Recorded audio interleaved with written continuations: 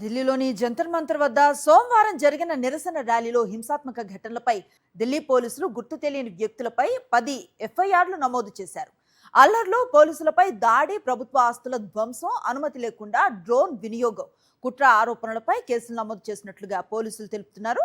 ఘటనకు సంబంధించిన వీడియోలు, సీసీటీవీ ఫుటేజ్ల ఆధారంగా నిందితుల్ని గుర్తించే ప్రక్రియ కొనసాగుతోందని తెలిపారు.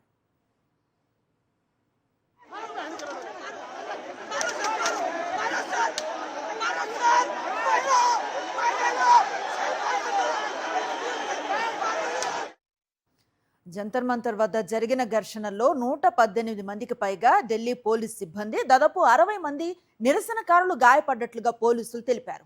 నిరసనకారులు హెచ్చరికలను పట్టించుకోకుండా బారికేడ్లు దాటేందుకు ప్రయత్నించారని, రాళ్లు విసిరారని, పోలీసు వాహనాలు, ప్రభుత్వ ఆస్తులను ధ్వంసం చేశారని పోలీసులు ఆరోపిస్తున్నారు.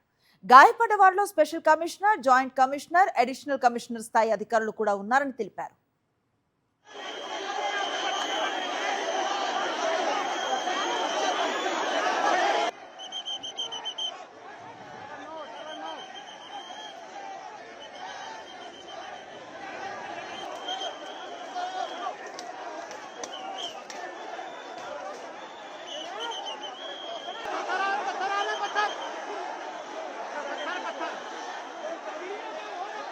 మరిన్ని అప్డేట్స్ కోసం ఛానల్ ను సబ్స్క్రైబ్ చేయండి. నోటిఫికేషన్స్ కోసం బెల్ ఐకాన్ పై క్లిక్ చేయండి.